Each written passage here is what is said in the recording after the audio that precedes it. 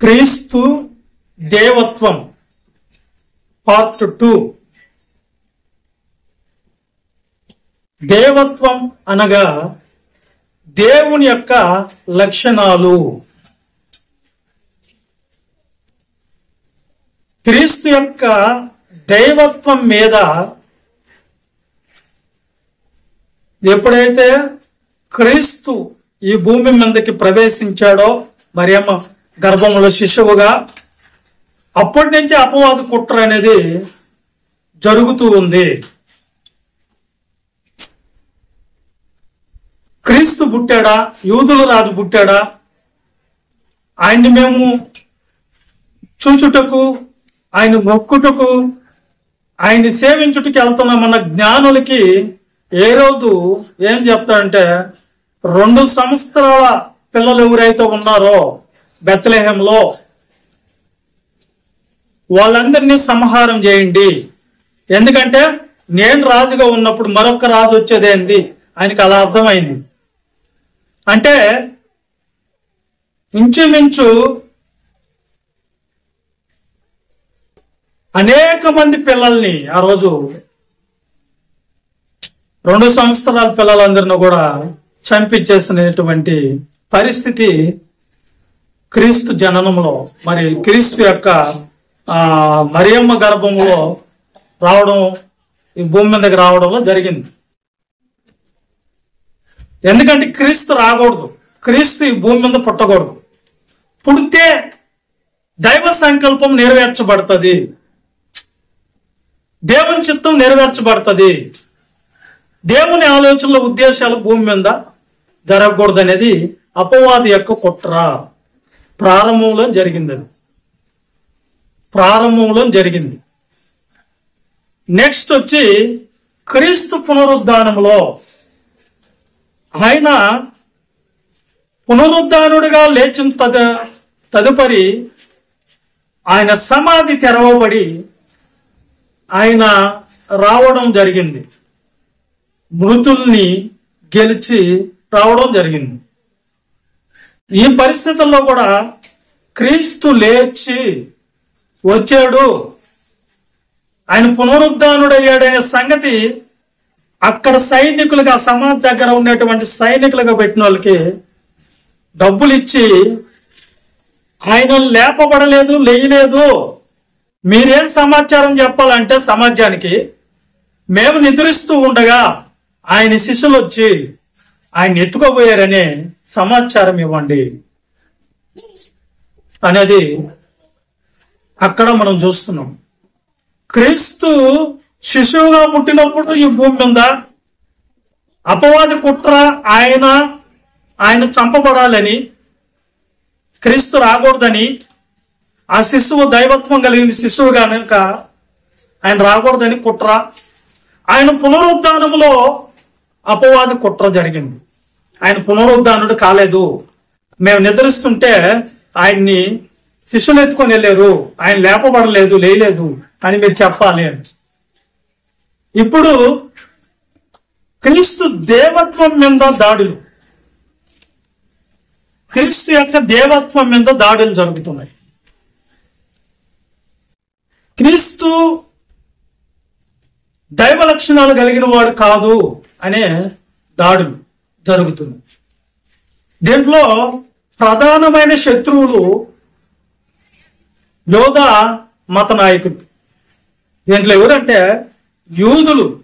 యోధ మత నాయకులు యేసుక్రీస్తు దైవత్వాన్ని అంగీకరించరు. క్రీస్తుకు శత్రువులు అనేది మనకి అర్థమవుతూ ఉంది. ఈ యోధా మత నాయకుల గురించి యేసుక్రీస్తు ప్రభుల వారు భూమి మీద సహశరీరుగా ఉన్నప్పుడే వాదాలుగా జరిగినాయి, వాళ్ళ మధ్యలో డిబేట్ జరిగింది. యోహాను సువార్త 10:28. యోహాను సువార్త 10:28 మనం చదువుకుందాం. ఎరాలా, నేను వాటికి నిత్య జీవం ఇచ్చుచున్నాను, అవి ఎన్నటికీ నశించవు. వాటిని ఎవడను వాటిని నా చేతిలో నుండి అపహరింపడు. వాటిని తండ్రి నాకిచ్చిన నా తండ్రి గొప్పవాడు కనుక, అందరికంటే గొప్పవాడు గనక నా తండ్రి చేతిలో నుండి నా తండ్రి చేతిలో నుండి వాటిని అపహరింపలేడు. ఎవడను వాటిని అపహరింపలేడు. నేనును తండ్రిను ఏకమై ఉన్నాము వార్త చెప్పారు. ఎవరితో? యోధా మతస్థులు అయినటువంటి నాయకులతో చెప్పాడు. ఏమని అంటే, నేను తండ్రి ఏకమై ఉన్నాము. ఏకత్వాన్ని గురించి అపార్థం చేసుకోకూడదు ఇక్కడ. వాస్తవానికి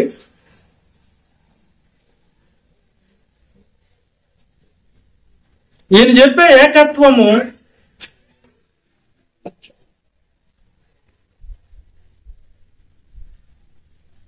వ్యక్తితత్వపు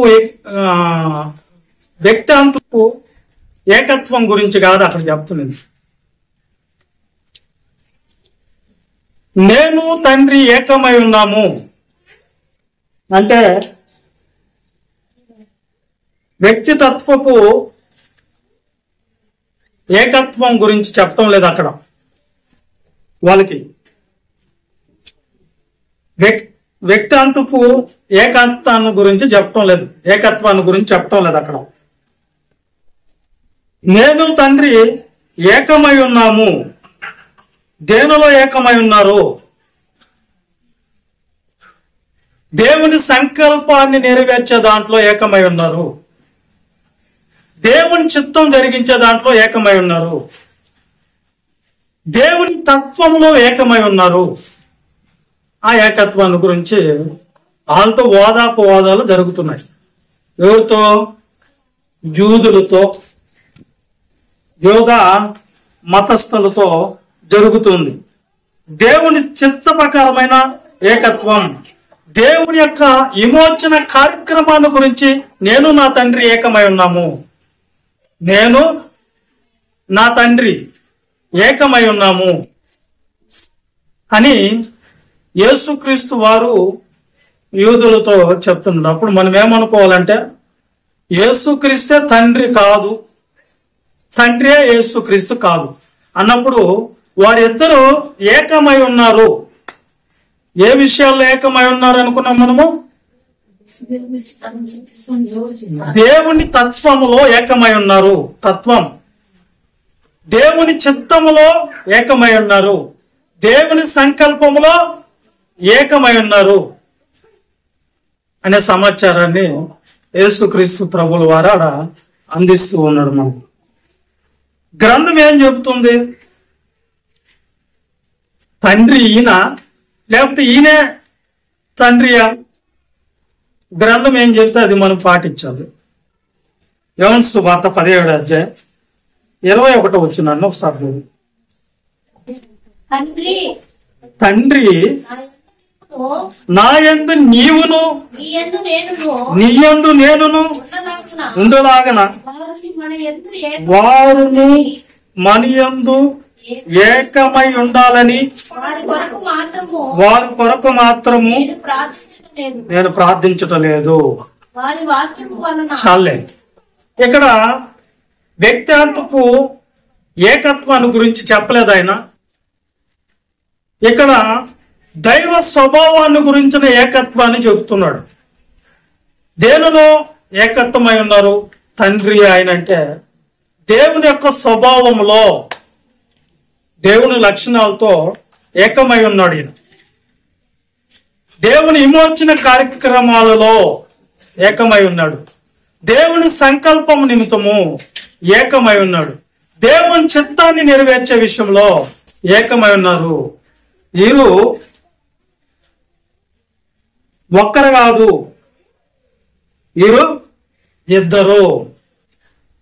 వ్యక్తులుగా చూస్తే ఇద్దరు, లక్షణాలుగా చూస్తే ఏకత్వం అంటే అర్థం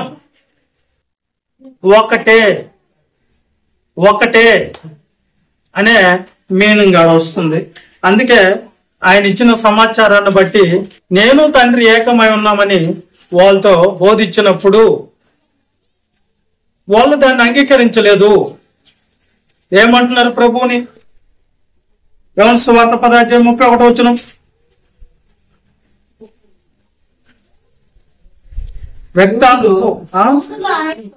యూదులు ఆయనను పట్టవాలని మళ్ళా రాళ్ళు చేత పట్టుకొని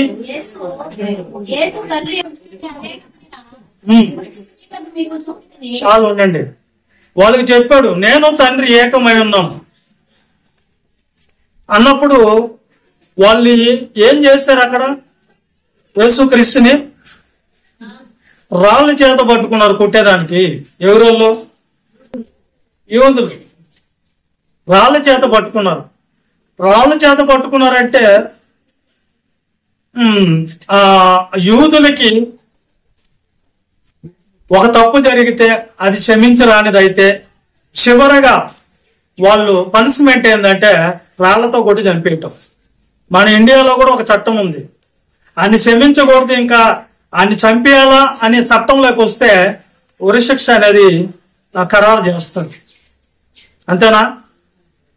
రోమా ప్రభుత్వంలో కూడా రోమేలకి ఉన్న శిక్ష ఏంటంటే చివరగా నేషనల్ పనిష్మెంట్ ఏంటంటే వాళ్ళు తలని నరికేయటం చివరి శిక్ష.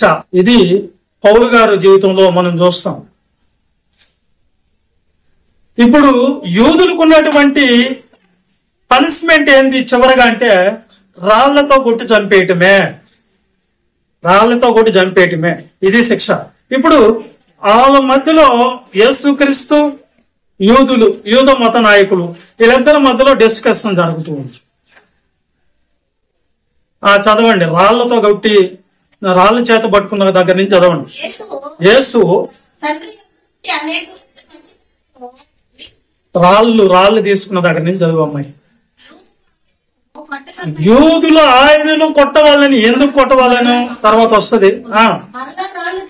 రాళ్ళ చేత పట్టుకునగా యేసు తండ్రి వద్ద నుండి అనేకమైన మంచి క్రియలను మీకు చూపితేనే వాటిలో ఏ క్రియ నిమిత్తము నన్ను రాళ్లతో కొట్టి చంపుదరని అడిగారు.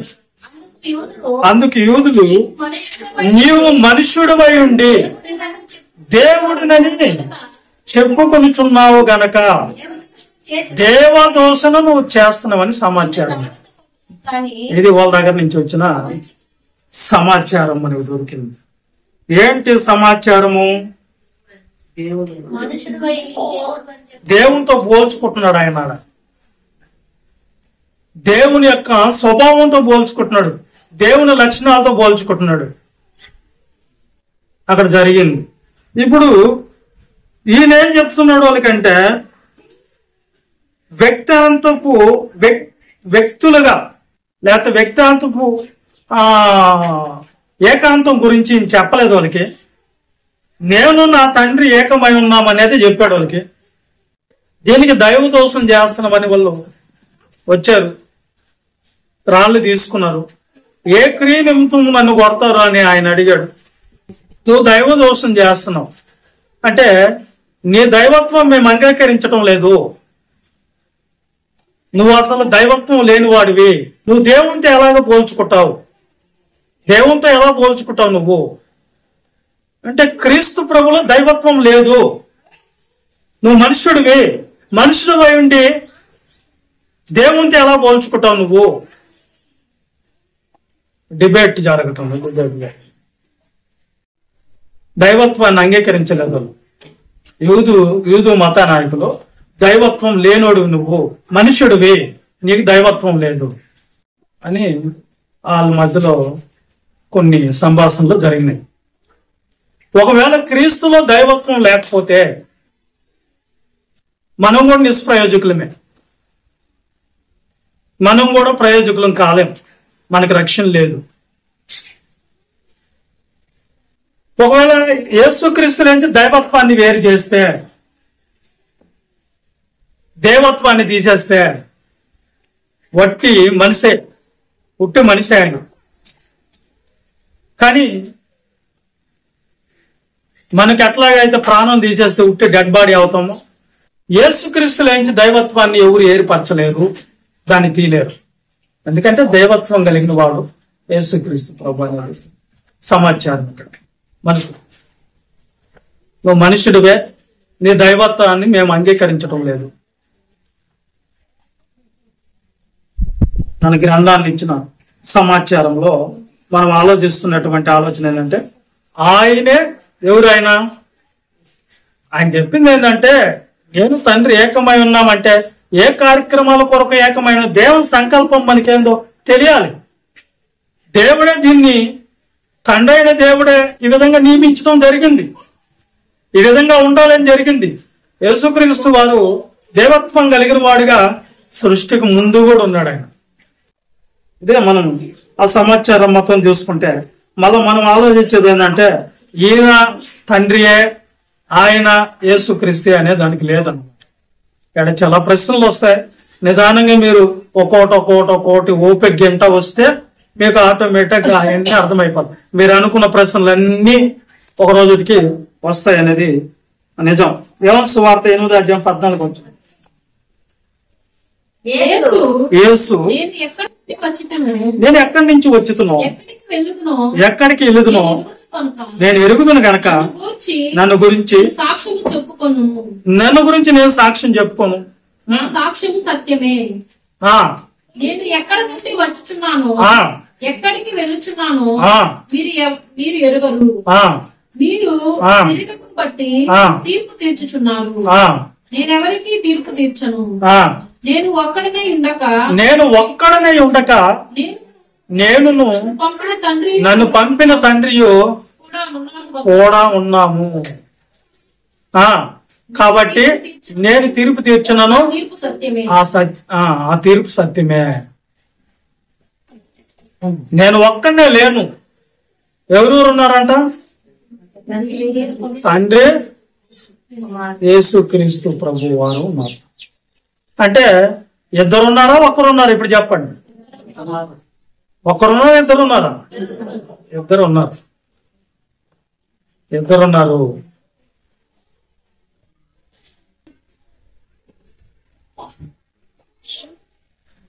అప్పుడప్పుడు మనం కూడా ఎక్కడికన్నా నైట్ ప్రార్థనలకు వెళ్ళినప్పుడు దాదాపు చాలా పొద్దుపోద్ది. నేను ఒక్కన్నా వచ్చినప్పుడు చాలా మంది నన్ను ప్రేమించిన వాళ్ళు, అన్నా ఈ టైంలో రాదాకన్నా, కుక్కలు ఉంటాయి, చాలా మంది పాస్టర్లు కూడా దెబ్బతిని ఉన్నారు అని చెప్తా ఉంటారు. అప్పుడు నేనేం చెప్తానంటే వాళ్ళకి, నేను ఒక్కడే ఉండక నాలో ఒక ఆయన ఉన్నాడు. ఎవరుంటారు మనలో? ఎఫ్సి పత్రిక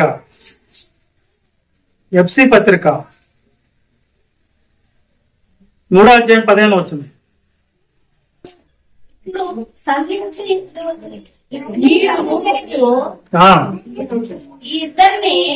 తన ఎంతో ఒక నోటిని పురుషుని తన శిల్పమైన 3:15 వచ్చిన ఎపిసి అది మీరు అంతరంగ పురుషుని యందు శక్తి కలిగి ఆయన ఆత్మ వలన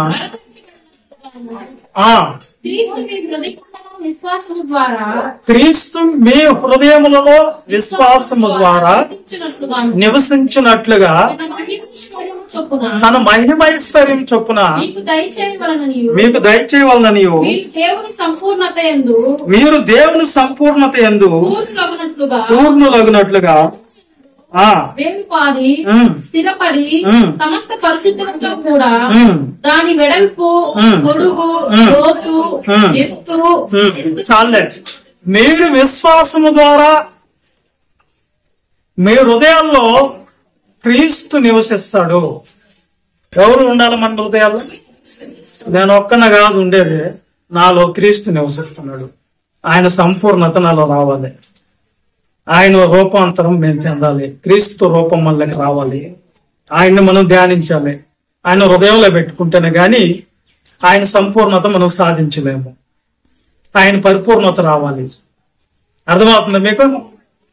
కాబట్టి క్రీస్తు నాలో ఉన్నాడని నేను చెప్తాను వాళ్ళకి. క్రీస్తు నాలో ఉండటం అంటే క్రీస్తులాగా వెంట్రుకలు పెంచుకొని, క్రీస్తులాగా గడ్డం పెంచుకొని, క్రీస్తులాగా పొడుగుట అంగి వేసుకొని, అలా అది కాదు రూపం, అది కాదు. క్రీస్తు నాలో ఉన్నాడంటే క్రీస్తు లక్షణాలు, క్రీస్తుని ధరించుకున్న వాళ్ళంగా మనం ఉండాలి. క్రీస్తు మన హృదయాలలో విశ్వాసం ద్వారా ఆయన నివసించాడు. ఇది కాబట్టి అందుకనే యేసుక్రీస్తు ప్రభువుల వారు కూడా వాళ్ళతో ఆ మాట చెప్పాడు. ఎవరితో? యూదా మత నాయకులతో ఆయన చెప్పిన మాట ఏంటంటే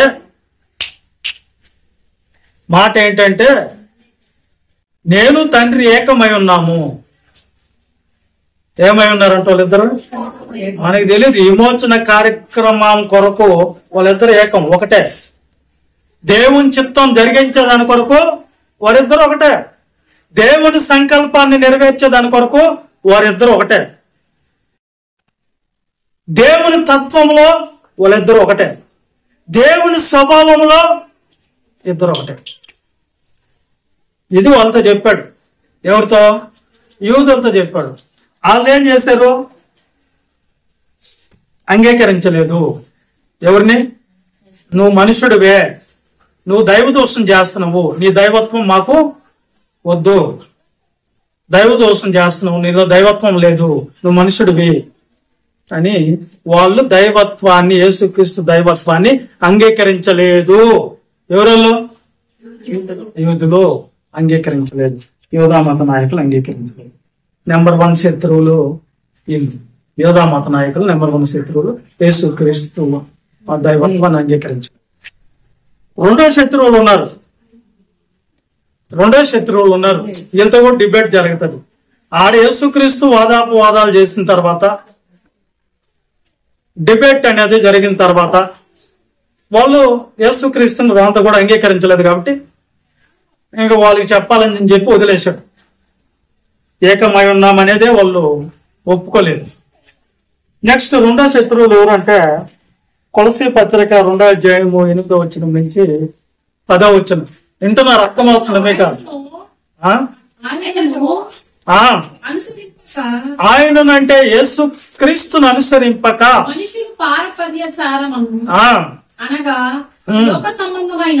లోక సంబంధమైన మూలపాఠములను అనుసరించి మోసకరమైన నిరర్ధక తత్వ జ్ఞానము చేత మిమ్మును చెరపట్టుకొని పోవువాడి ఎవడైనా ఉండునేమో అని జాగ్రత్తగా ఉండండి. చాలు. ఇక్కడ రెండో శత్రువులు ఎవరంటే దేవత్వాన్ని అంగీకరించిన వాళ్ళు, తత్వశాస్త్రం కలిగిన వాళ్ళు కనిపిస్తున్నారు ఇక్కడ. వీళ్ళు క్రీస్తు యొక్క దైవత్వాన్ని అంగీకరించరు. లేదు, ఆయనలో దైవత్వం లేదు, ఆయనలో దేవ లక్షణాలు లేవు, దేవుని స్వభావం ఆయనలో లేదు అనేదే వాళ్ళ వాదన. ఆ క్షణాల్లో పౌలు గారు వాళ్ళకి డిబేట్ జరిగింది.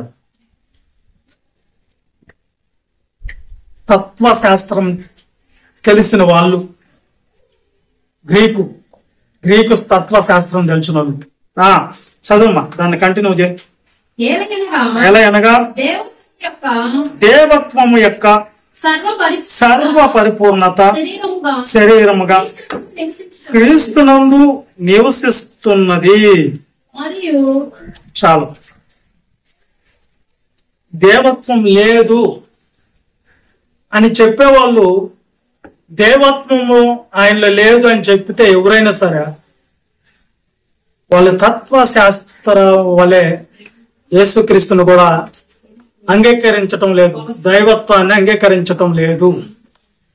దేవత్వాన్ని ఎవరైతే అంగీకరించారో, క్రీస్తుని దేవత్వంగా అంగీకరించారో వాళ్ళు క్రీస్తుకు విరోధం. ఆయనలో దేవత్వం లేదు అనేవాళ్ళు క్రీస్తు విరోధులు. ఆయనకి విరోధంగా మాట్లాడటం ఆయన దేవత్వం యొక్క సర్వ పరిపూర్ణత పరిపూర్ణంగా ఉంది. ఎవరిలో దేవత్వం ఉండేది? యేసుక్రీస్తు ప్రభులో. ఇదే క్రీస్తు దేవత్వం గురించి మనం నేర్చుకుంటున్నాం పాఠం. సర్వ పరిపూర్ణత ఆయనలో ఉంది, యేసుక్రీస్తు ప్రభులో ఉంది అనేది మనం ఆడ తెలుసుకున్నటువంటి సమాచారం. మనలో ఉన్నటువంటి క్రీస్తు శరీరంగా ఉన్నటువంటి మరి దేవత్వం కలిగిన వాడిగా మనకున్నాడనేది మనకు అర్థమవుతుంది. దీని నిమిత్తమే మత్తయి సువార్త 1:21 దేవదూత సమాచారం అందించింది. చదువు. ఆమె ఒక కుమారుని ఆయన రక్షించును, ఆయనకు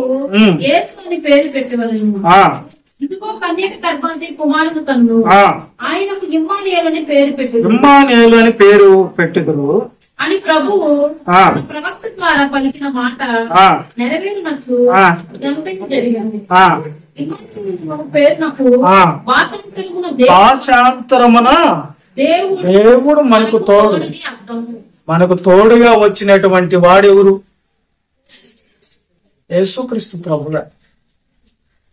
గుర్తుపెట్టుకోండి, ఇమ్మానుయేలు అనే దాని కొరకు ఒకరోజు మనం మాట్లాడుకుందాం. తర్వాత ఇమ్మానుయేలు అనేది ఎవరు చెప్తున్నారు? ఈ సమాచారము ఎవరు చెప్తున్నారు? శిష్యులు కాదు,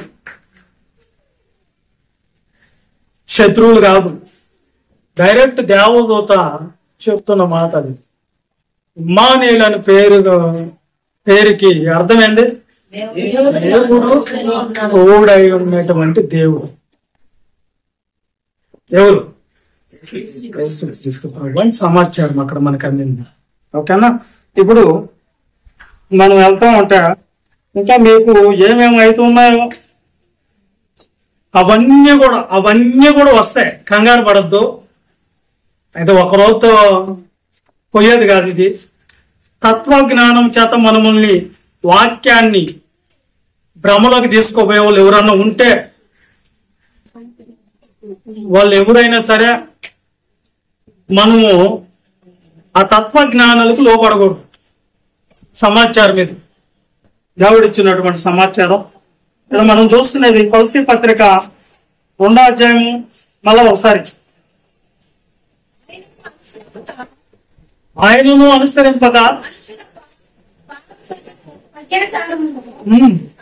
అనగా అనుసరించి తత్వ జ్ఞానం చేత మిమ్మల్ని ఎవరన్నా చెరపెట్టేస్తారేమో, చెడిపేస్తారేమో. జాగ్రత్త జాగ్రత్త. ఎదురు చెప్తున్నాడా? దేవత్వం యొక్క సర్వ పరిపూర్ణత క్రీస్తులో ఉన్నది, క్రీస్తులో ఉన్నది. యోహాను సువార్త 1:14 మనం ఇచ్చిన సమాచారం.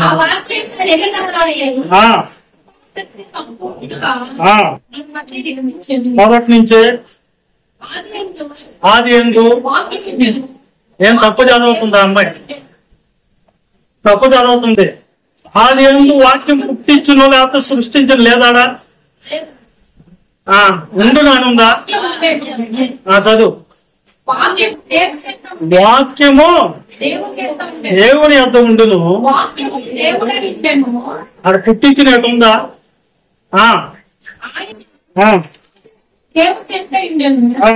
సమస్తమును ఆయన మూలంగా కలిగిన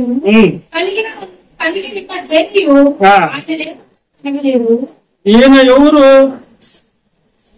దేవత్వం కలిగినటువంటి క్రీస్తు గురించి సమాచారం ఇచ్చాడు.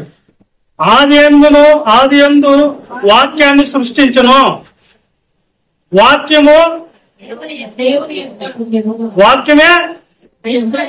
వాక్యమే మళ్ళా దేవుడు అయిపోతుంది. అట్లాగే దీని గురించి ఇంకో సబ్జెక్ట్ లో మాట్లాడుకుందాం. దేవత్వం గురించి మాట్లాడుతున్నాం కాబట్టి మనం మాట్లాడుకుంటూ పోతాం. ఇప్పుడు ఇక్కడ మనం ఏం తెలుసుకుంటాం? ఈయన ఆది యందు ఉన్నాడా అంటే లోకాల పుట్టక ముందు ఉన్నాడా? యోహాను సువార్త 17:5 మనకిచ్చిన సమాచారం ఏందో చూద్దాం.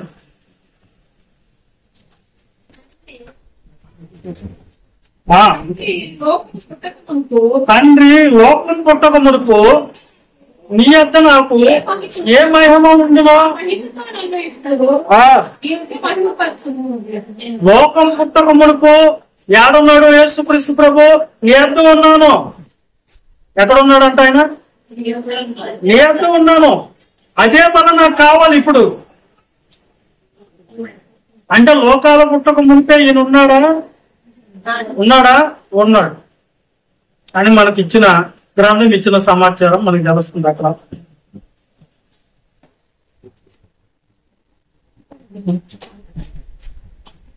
కాబట్టి మనకు అనుగ్రహించబడినటువంటి క్రీస్తు దేవత్వం కలిగిన వాడు, దేవ లక్షణాలు కలిగిన వాడు, దైవత్వం యొక్క తత్వం కలిగిన వాడు, దేవుని యొక్క తత్వం కలిగిన వాడు, దేవుని యొక్క స్వభావం కలిగిన వాడు అనేది మనకి ఇక్కడ ఇచ్చినటువంటి సమాచారం. క్రీస్తు యొక్క దైవత్వాన్ని మీద దాడి చేస్తున్న వాళ్ళు ఎవరైనా సరే క్రీస్తు విరోధులు, క్రీస్తుకు శత్రువులుగా భావించబడుతున్నారు. అదే మనకు ఎప్పుడైతే క్రీస్తు దైవత్వం మీద వీళ్ళు దాడి చేస్తారో క్రైస్తవాన్ని నాశనం చేయాలనేదే అపవాది యొక్క కుట్ర. అపవాది క్రీస్తును భూస్థాపితం చేయాలన్నదే అపవాది యొక్క కుట్ర. కాబట్టి క్రైస్తత్వం లేకుండా చేసేదానికి యేసు క్రీస్తు దైవత్వం లేని వాడు, కేవలం ఒక మనిషి, కేవలం ఆయన ఒక నరుడు అనే తత్వ బోధనలు కల్పిస్తున్న వాళ్ళు ఉన్నారు. కాబట్టి మనము వాళ్ళ తత్వ జ్ఞానంకి మనము మరి చెరపట్టబడకూడదు, వాళ్ళ జ్ఞానంలోకి వెళ్ళిపోకూడదు అంటుంది బైబిల్. యేసుక్రీస్తు బతుకున్నప్పుడే శత్రువులు ఉన్నారు, ఆయన మీద రాళ్లతో కొట్టబోయారు. ఈ తత్వ జ్ఞానులు ఆయన క్రీస్తు అనే మరి ఆయన మనిషే గాని ఆయనలో దేవత్వం లేదు, కొంచెం కూడా లేదు, ఒక్క లక్షణం కూడా లేదు, ఉంటే చూపెట్టండి అనే వాళ్ళు. ఆ జాతి ఎంతమంది ఉన్నారంటే మీకు చెప్తా ఏనండి, ఇవన్నీ కూడా వివరించాలా. ఏంటంటే బైబిల్ గ్లామర్ తెలియాలి ముందుకు. మీ అందరికి ఏంటంటే నా బాధ ఏంటంటే కొంతమందికి ఈ వాక్యాలు కూడా అర్థం చేసుకోలేని జ్ఞానం ఉంది గనక, అర్థం చేసుకోలేని పరిస్థితులు ఉన్నాయి గనక మీకు ఇలాంటి చోట్ల చెప్తే అర్థం కావు. బైబిల్ స్టడీలో చెప్తేనే అర్థం అవుతాయి కనుక వాటిని కూడా మనం ఆలోచిస్తూ వస్తాము. ఇక్కడ మనకు ఏం అర్థం అవుతూ ఉంది అన్నప్పుడు క్రీస్తు యొక్క దైవత్వాన్ని అంగీకరించుకుంటా ఉండే వాళ్ళు ఉన్నారని మనకు అప్పుడు. ఒకసారి కొలసీలకు రాసిన పత్రిక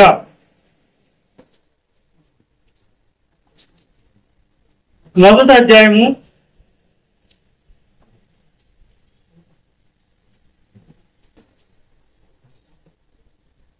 15వ అధ్యాయం, కొలసీ పత్రిక 1వ అధ్యాయం 15 వచ్చింది. ఆయన అదృశ్య దేవుని స్వరూపం అంటే దేవుని స్వరూపం కలిగిన వాడు యేసుక్రీస్తు ప్రభువు అని బైబిల్ గ్రంథం చెప్తుంది. ఈ మళ్ళా వస్తాయి ఇవన్నీ మళ్ళా ఇంకో భాగాల్లో వస్తాయి. ఆది సంభూతుడై ఉన్నాడు. ఆది సంభూతుడు అనగానే ఇక్కడ ఒకటి మనకి అనిపిస్తుంది, అంటే కలిగినటువంటి వాడు కదా యేసుక్రీస్తు ప్రభు అనేది మనకు అర్థమవుతుంది. మన తెలుగులో ఒకవేళ ప్రింటింగ్ మిస్టేక్లు ఉంటే, ఒకవేళ అది ఇంగ్లీష్ లో కూడా ఉంటే, మనము కొత్త నిబంధన ఎక్కడైతే మూల భాష ఉందో మూల భాషలోకి వెళ్ళి చూసుకోవాలి. ఇది ఆది సంభూతుడు, దీనికి ఒక పాఠం ఉంటుంది, గుర్తుపెట్టుకుని దాన్ని మళ్ళీ అడగండి నన్ను. ఆది సంభూతుడు అనే పాఠమే మనం ఒక పాఠాన్ని తీసుకొని చెప్తాం. ఆది సంభూతుడు అనగా ఎవరు అనేది ఒక పాఠం మనం నేర్చుకున్నాం. తర్వాత వస్తుంది. ఇక్కడ మనకేంటంటే ఆది సంభూతుడు అనగానే మూల భాషలో దానికి ఉన్నటువంటి ముఖ్యమైన పదం ఏంటంటే ప్రోటోటోకోస్. రాసుకోండి దాన్ని. ప్రోటోటోకోస్ అనే గ్రీక్ పదంలో నుంచి ట్రాన్స్ఫర్ చేయబడి తర్జమా చేయబడి మనకు ఇక్కడికి వచ్చేలేకే ఆది సంభూతుడు. దాన్ని తీసుకొని వెళ్ళి అది ఎందుకు ఇచ్చాడు అన్నప్పుడు అది ఒక అలంకరణ పదంగా తీసుకున్నారు.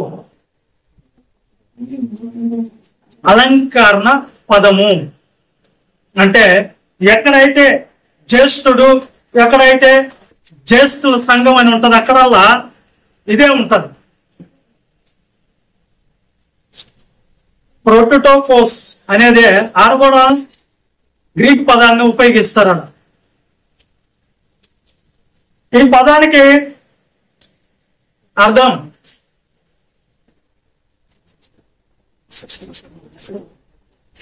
అలంకరణ పదంగా తీసుకున్నారు దీన్ని.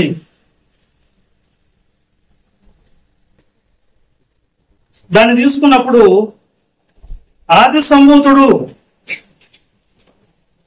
అన్నప్పుడు, సంభూతుడు అన్నప్పుడు ఆదిలో ఆయన ఉన్నవాడు. సర్వ ప్రోటోటోకోస్ అనే పదానికి ఫుల్ డిక్షనరీ పదం మనకు అనువదించినప్పుడు దానికి మనకు ఏమొస్తుందంటే జ్యేష్ఠుల సంఘం అనే దగ్గర కూడా ప్రోటోటోకోస్ అని ఇస్తాడు. జ్యేష్ఠుడు ఇది ఆది సంభూతుడు అనేది ఒక పాఠం కనుక దాన్ని మీకు వివరిస్తాము నిదానంగా. కాబట్టి ఆది సంభూతుడు అనేది గుర్తు పెట్టుకుని నాకు మళ్ళీ గుర్తు చేయండి, దాన్ని మళ్ళీ చెప్పుకుందాం. ఎందుకంటే దాన్ని వివరించడం కొంచెం కష్టాంతరమైనటువంటి విషయాలు చెప్పాలి. దాన్ని తర్వాత చదువు నాన్న, దాని తర్వాత చదువు.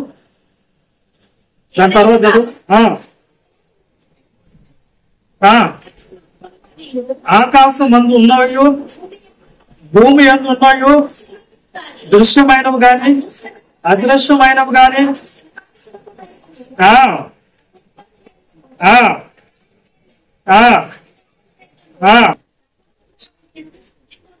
సర్వము ఆయన యందు సృజించబడును అన్నప్పుడు మళ్ళీ ఈయన ఆది సంభూతుడు ఎట్ట అవుతాడు? వాటితో కూడా ఎలా సృష్టించబడి ఉంటాడు ఆయన? అందుకే కదా లోకాల పుట్టక మునుపు నేనున్నాను నీ దగ్గర తండ్రి, నేనున్నాను, నాకేమైనా ఉండిందో అది ఇవ్వమని అడిగాడు ఆయన. మనకి ఇక్కడ ఆది సంభూతుడు అనగానే ఆరంభించిన వాడు వేటిల్ని ఆకాశం అందున్నావు గాని భూమి అందున్నావు గాని దృశ్యమైనవైనను అదృశ్యమైనవైనను సింహాసనములైనను ప్రభుత్వములైనను అధికారములైనను ప్రధానులైనను సర్వమును ఆయన యందు సృష్టించబడును. ఎవరి యందు? క్రీస్తునందు. ఇక అర్థమవుతుందా? ఆయన ఆరంభికుడు, సర్వ సృష్టికి ఆధారభూతుడు, సృష్టికి మూల ఆధారుడు. ఎవరు? యేసు క్రీస్తు ప్రభు.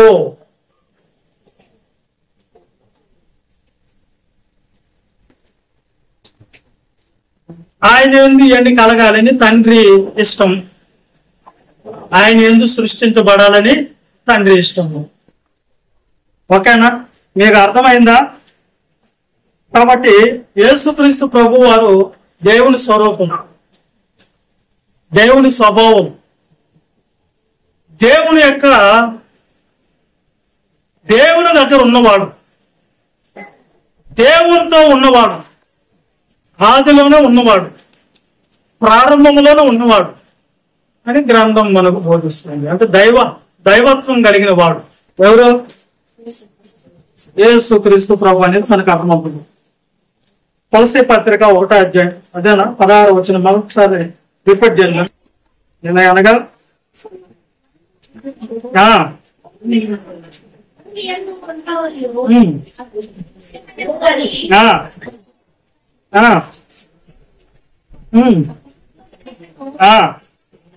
ఆ, ఆ, ఆ, ఆయన్ని బట్టి అన్నిటికంటే ముందు ఉన్నవాడు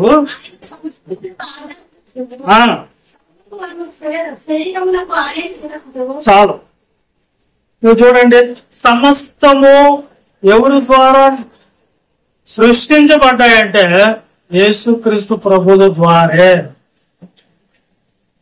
అది మనకు అర్థమైంది. ఇది ఎవరి ఇష్టము ఎంత ఉందో చూడండి.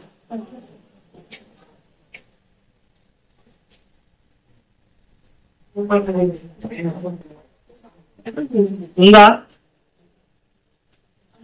తండ్రి ఇష్టమైను అని ఉంటుంది చూడండి, ఉందాడా? ఇవన్నీ ఆయన ఎందుకు కలగాలని తండ్రి ఇష్టం, ఆయన ఎందుకు సృష్టించబడాలని. ఆ, ఆ,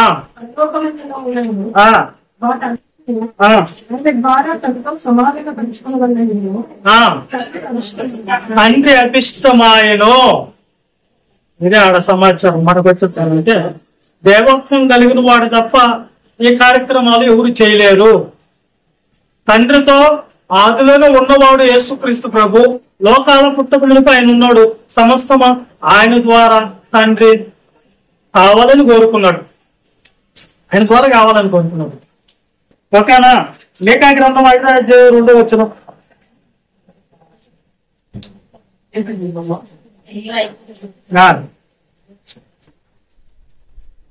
5:2 వచ్చింది. లేఖా గ్రంథం.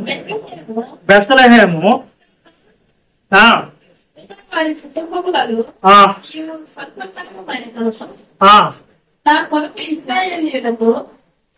నా కొరకు ఇశ్రాయేలీయులను ఏలబోము వాడు నీలో నుండి వచ్చును. పురాతన కాలం మొదలుకొని శాశ్వత కాలం వరకు ఆయన ప్రత్యక్షమవుతూ ఉండను. ఎవరైనా బెత్లెహేములో ఏలబోయేవాడు ఎవరు? బెత్లెహేములో వచ్చింది ఎవరు? యేసుక్రీస్తు ప్రభు గురించి ఆయన పురాతన కాలం మొదలుకొని శాశ్వత కాలం వరకు ఉన్నవాడు. మనకు తెలుసు కదా. నేను ఎవరు అంటే ఎందుకొరకు? మరి దైవ స్వభావం కలిగిన వాడు. ఎందుకు వధించబడ్డ పరిస్థితులు ఎదురైనాయో మనకి తెలుసు. ఎందుకు వధించబడ్డాయి? ఎందుకు ఆయన దైవత్వం కలిగిన వాడుగా ఉండి కూడా వధించబడ్డాడు? వధించబడిన గొర్రె పిల్లగా ఉన్నాడు. ఎందుకు చెప్పండి? ఎవరికి అర్థం కదా? అర్థం కదా? ఒకసారి ఫాస్ట్ గా నాగేంద్ర నూరారా, నీ తమ్ముడేడే? తమ్ముడేడా? మీ తమ్ముడేడా? ఓకే, ఇజ్రాయెల్ నూరా, నూరా ఇజ్రాయెల్ రా, ఫాస్ట్ గా రండి, ఫాస్ట్ గా రా. మీరు అర్థమవుతానే చెప్తాం. పిచ్చి చేసుకున్నాడు. కూర్చో, కూర్చో, ఫాస్ట్ కూర్చో.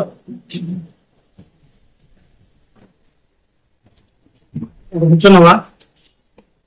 ఈయన జడ్జి, ఈయన జడ్జి. జడ్జి ముందుకు ఒక నేరస్తుని తీసుకుని వస్తారు. అని పట్టుకోరా, వాళ్ళు పట్టుకోరా, నేను దగ్గర తీసుకోరా, రా తీసుకోరా, ఏం కాదు, తీసుకోరా. జడ్జి ఈ నేరస్తుడికి అతను చేసిన నేరాన్ని బట్టి ఏం వేయాలి? శిక్ష విధించాలి. ఏమి విధించాలి? జడ్జి శిక్ష చేయాలి. ఏ సెక్షన్ ప్రకారం శిక్ష చేయాలి? ఎందుకంటే ఆయన చేసిన తప్పులు అన్ని ఈయన కాదు, నేను చేసిన ఈడు కాదులే, నువ్వు కాదులే, చెప్పమ్మా. ఇతన్ని శిక్షించాలి జడ్జి. తన మనం చూడకూడదు న్యాయం దగ్గర. న్యాయమైనటువంటి జడ్జి. ఇప్పుడు తండ్రి ఉన్నాడు.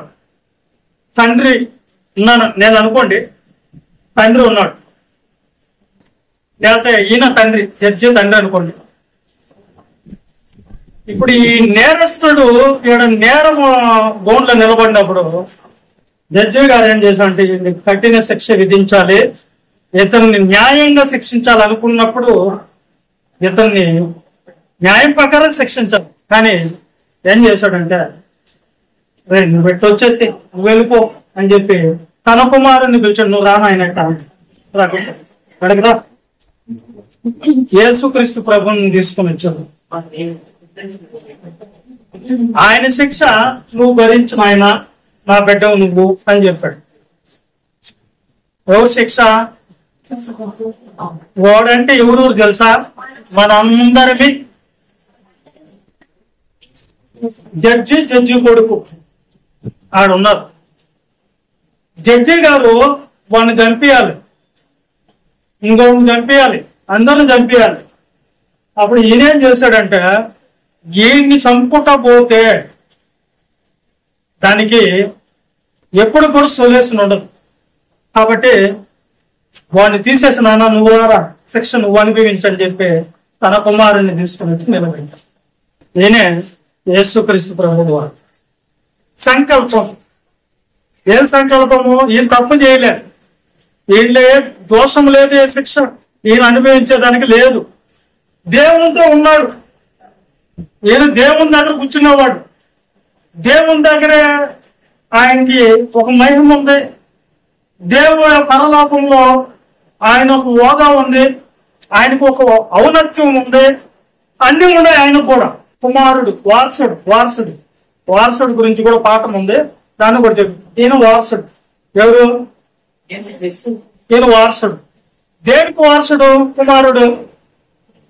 తండ్రి కలిగి ఉన్న వాటిని అన్నింటిలో వారసుడే. ఈ తర్వాత చెప్పుకుందాం, తర్వాత పాఠాలు చాలా బాగుంటాయి. దేనికోండి ఇచ్చి పట్టం చేసేసి. కాబట్టి ఈ సంకల్పాన్ని ఎవరు దాన్ని ఆలోచన చేశారు? ఈ సంకల్పాన్ని అంటే దేవుడు ఆలోచన చేశాడు.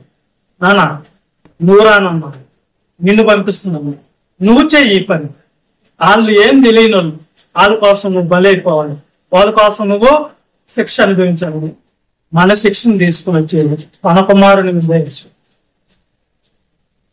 అంతేనా? అందుకని మనిషి ఆయన దేవుని స్వరూపం కలిగిన వాడేయండి, ఆయన మనుషుల పోలికగా రావడం జరిగింది. దేని కొరకు? ఇది సంకల్పం అనేది వీలైతే రేపు వారం చెప్పుకుందాం. దాన్ని సంకల్పం తెలియంది, ఇవన్నీ తెలియదు సంకల్పాలను. అందుకని యేసుక్రీస్తు ప్రభు ఏకీభవించాడు, దాంట్లో ఏకీభవించాడు. నేను చేయను, నేను ఈ పనిలో నేను ఉండను, నాకేం పని అసలా అని ఆయన అనలేదు. అర్థమైంది మీకు? కాబట్టి తండ్రి మనలందరినీ కూడా క్రీస్తు ద్వారా కావాలి, క్రీస్తులు కావాలి అనేది దేవుని యొక్క ఆలోచన అన్నమాట. కాబట్టి ఆయన మనుషులుగా వచ్చినప్పుడు, దేవుని స్వరూపం కలిగిన వాడు శరీరాన్ని ధరించుకుని వచ్చినప్పుడు దేవదూతల కంటే కొంచెం తక్కువ వాడిగా చేయబడ్డాడని ఉంటుంది. చూడండి, ఎప్పుడు పత్రిక 2:16 వచ్చింది. దేవదూతల కంటే కూడా తక్కువ వాడిగా చేయబడ్డాడు. ఏలయనగా ఆయన ఎంత మాత్రమును దేవదూతల స్వభావాన్ని ధరించుకోలేదు, ధరించుకొని ఉన్నాడు.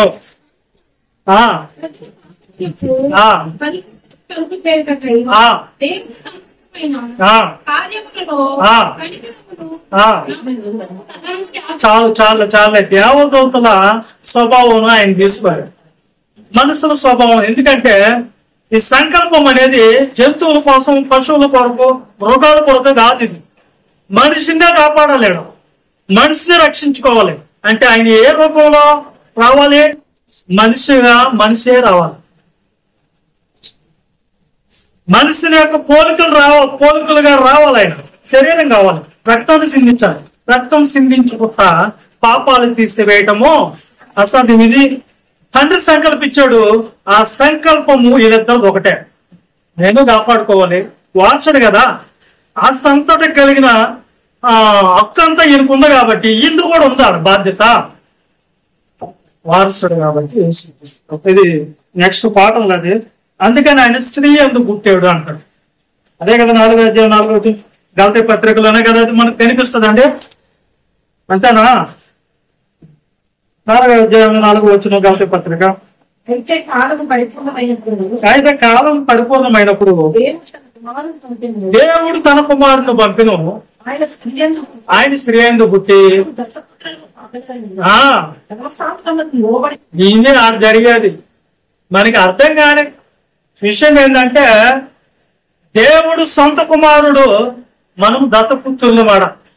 ఈయన స్త్రీ అందు వచ్చాడు, సంకల్పాన్ని నెరవేర్చేదాని కొరకు వచ్చాడు. ఇప్పుడు మీరు కొంతమంది ప్రబోధకులు, తత్వం కలిగిన వాళ్ళు ఏమంటారంటే, తండ్రికి మనకేం సంబంధం లేనట్టు, మనం ఆయన పిల్లలం కానట్టు, లేకపోతే తండ్రి అనే ఆయన మన కొరకు రానట్టు, మన కొరకు ఏమి చేయనట్టు, పిల్లలు ఆడుంటే ఆడ తండ్రి అనేవాడు రాకూడదు అన్నట్టు కొన్ని బోధలు వస్తున్నాయి. వీటిలో కూడా మనం రాబోయే దినాల్లో వాటిని తెలుసుకునేదానికి సిద్ధపడతాం. దాని గురించి అయితే మీరేమో కలవరపడిన అవసరం లేదు. నేను చెప్పేది ఏంటంటే, ఇక్కడ మనకు గ్రంథం ఇస్తున్నటువంటి సమాచారం ఏంది, అది కావాలి మనకంటే. ఆ సంకల్పం కొరకే ఆయన మనుషుల పోలిక రావాలని వచ్చింది. ఆయనకేం పని? దేవుడి స్వరూపం కలిగినవాడు, దేవునితో ఉన్నవాడు, దేవుడి పక్కన కూర్చున్నవాడు, వారసుడు. ఆయనకేం సంబంధం అంటే అసలు తెలుసు కదా. ఒక పిల్లోడు వచ్చి నా దగ్గర, అన్నయ్య వా ఏం డ్యాన్స్ చేస్తున్నాడు అన్నయ్య అన్నాడు. ఎవరు ఆ డ్యాన్స్ చేసిందంటే, గాలి జనార్దన్ రెడ్డి కొడుకు అన్నయ్య అన్నాడు. గాలి జనార్దన్ రెడ్డి కొడుకు అంటే ఎవరు అంటే, బాగా డబ్బున్న కూడా అన్నయ్య, బెంగళూరులో ఎన్నో కోట్లకు పొడుగెత్తిన దానికి వారసుడు అంటే తండ్రికి కలిగిందంటే ఎవరిది? ఇప్పుడు వీళ్ళిద్దరిని ఎడదీసేదానికి మనకు తండ్రి కొడుకులు ఎడదీద్దామా, కలవదామా? మీకు ఒకటే ఒక పాయింట్ వేస్తా, చెప్పండి. తండ్రి ఉన్నాడు, కుమారుడు ఉన్నాడు, పరిశుద్ధాత్మ ఉన్నాడు. ముగ్గురిని ఒప్పుకుంటారా, ఒప్పుకోరా? ఒప్పుకుంటారా? ఒప్పుకొనే కదా బాప్తిస్మం దిగారు, తండ్రి, కుమార, పరిశుద్ధాత్మ. ఇప్పుడు వీళ్ళు ముగ్గురులో ఒక పోటీ పెడుతున్నాను. దేవుడు పరిశుద్ధుడు అని ఉంటది, దేవుడు పరిశుద్ధుడు అని ఉంటది. యేసుక్రీస్తు గురించి కూడా పరిశుద్ధుడు అని ఉంటుంది, పరిశుద్ధాత్ముడు గురించి కూడా పరిశుద్ధ ఆత్మ అని ఉంటుంది. ఆయన అంటే పరిశుద్ధ ఆత్మ పేరులోనే వచ్చేస్తుంది ఆయన దగ్గర. ఈయన ముగ్గురులో మీకు ప్రశ్న, ఎవరు ఎక్కువ పరిశుద్ధులు చెప్పండి, చెప్పండి. అంటే ముగ్గురు ఈక్వల్ సమానమేనా? నాకేం అర్థం కాదు. ఎక్కువ తండ్రి కదా, అవుడా? ఇది మనకు అర్థం కావాలి. కానీ దేవుడు ప్రేమ స్వరూపి అని ఉంది. యేసుక్రీస్తు ప్రభుల వారు కాదా? ప్రేమమయుడు కదా, ప్రేమ లేదా? పరిశుద్ధాత్ముడు ప్రేమ రోమ పత్రికలో ఉంటుంది ఆయన గురించి. 5వ అధ్యాయంలో 5వ వచనం అనుకుంటా ఏమంటదంటే, పరిశుద్ధాత్మ ద్వారా దేవుని ప్రేమ మనలో కుమ్మరించబడుతుంది. అంటే ఇప్పుడు వీళ్ళ ముగ్గురులో ఎక్కువ ప్రేమకులు ఎవరు ఎక్కువగా ప్రేమిస్తున్నారు? ఎవరిలో ఎక్కువ ప్రేమ ఉందో చెప్పండి.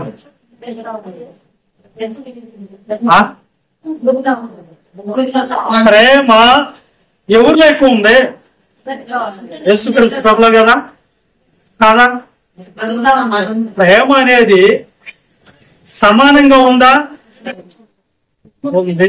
Very good. లేదనే వాళ్ళు పరిపూర్ణులు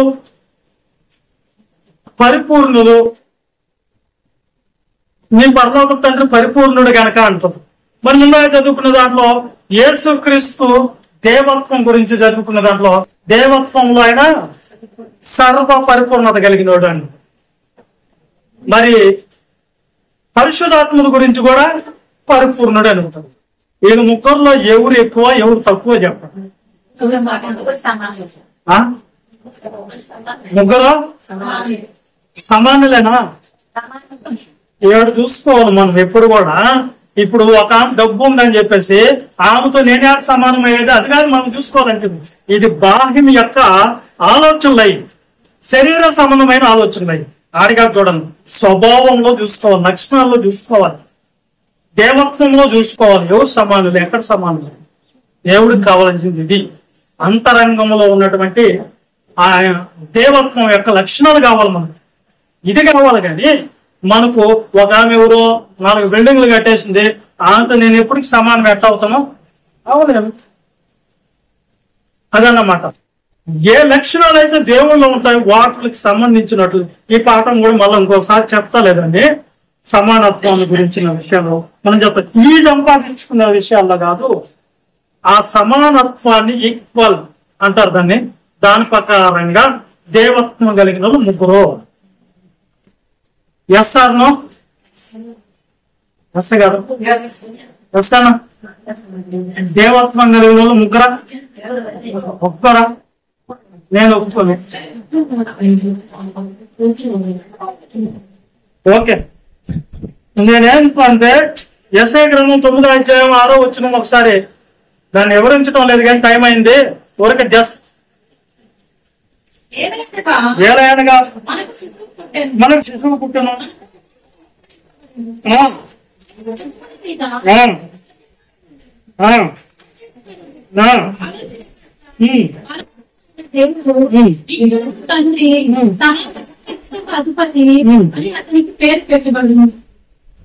మనకు బెత్లెహేములో అనుగ్రహించబడిన శిశువు దేవత్వం కలిగిన శిశువు. ఆయన మనుషులుగా రావటానికి కారణం దేవుడు సంకల్పించాడు కనుక రావడం జరిగింది. ఇప్పుడు మనకు ఇంకో పాఠం కూడా అవసరం అవుతుంది. దేవుడు ఒక్కడా, ఇద్దరా, ముగ్గురా? దాంట్లో కూడా మనం పోవాలని చూస్తుంది. దేవుడు ఒక్కడా, ఇద్దరా, ముగ్గురా అనేది కూడా మనం చూసుకోవాలని చూస్తుంది. అది కూడా వస్తుంది. ఒకరోజు పాఠం అది కూడా చెప్పుకుందాం. ఓకేనా? బెత్లెహేములో మనకి అనుగ్రహించబడిన శిశువుగా ఉన్నప్పుడే దేవత్వం కలిగిన శిశువు ఆయన.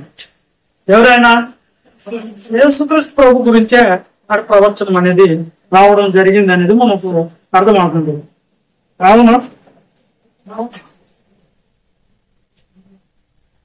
ఎబ్రీ పత్రిక 1వ అధ్యాయం అనేది వచ్చింది. సరే, దీన్ని ఇట్లా పెట్టుకోండి. దీన్ని ఇంకోసారి ఎవరేద్దాం, ఎందుకంటే ఒక్కొక్క దానికి ఒక్కొక్క ఎవరు లేదు.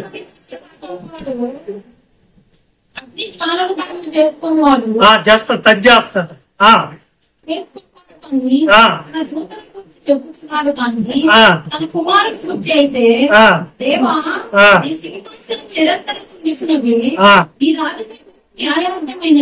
ఆగండి ఆగండి.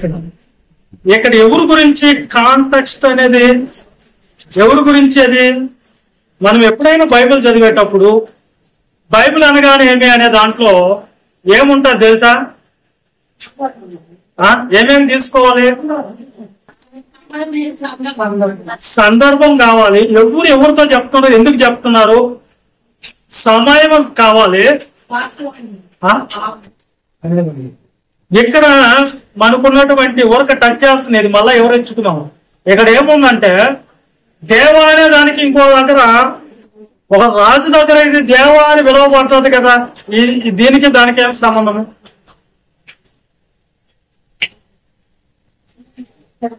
ఏడు కుమారుడి గురించి ఆల్రెడీ కౌరవ కుమారులు ప్రవచనం చెప్పాడు. దాన్నే పౌలు గారు ఎందుకు పట్టుకొని వచ్చాడు చూపెట్టాలి. సేమ్ గిఫ్ట్ అలాంటిగా దించాడు. అలా ఎందుకు దించాడు? కుమారుడు గురించి ఆడ సరే తర్జుమా లోపం పడి ఉంటే ఇక్కడికి వచ్చేదాకా పౌలు గారు మార్చారు కదా. అంటే దేవత్వం కలిగిన వాడు గనక పౌలు గారు చెప్తున్నాడు. ఎబ్రీ పత్రిక మొత్తం యేసుక్రీస్తు దైవస్థానం గురించి బయలుపరచేదానికి రాయబడింది. పునరుద్ధాన బోధ. ఓకేనా? ఇక నేనేమంటున్నానంటే మనం తెలుసుకోవాల్సింది చాలా ఉందేడా. చిన్న లాజిక్తో మిస్ అయిపోతాం మనం ప్రతిదీ. అక్కడ కొరావు కుమారుడు సేమ్ అలాగే అన్నారు, దేవా నీ సింహాసనం నిరంతరము. అప్పుడు మనం ఏమనుకోవాలి, ఆయన నిత్యుడా అంటే ఎస్ నిత్యుడు, దాని గురించి ఒక పాఠం చెప్పుకున్నాం. కాబట్టి ఎవరైతే దేవత్వాన్ని, క్రీస్తు దైవత్వాన్ని అంగీకరించారో వాళ్ళు క్రీస్తు విరోధులు, క్రీస్తుకు శత్రువులు అవుతారు అనేది గ్రంథం యొక్క పరిచయం చేస్తుంది.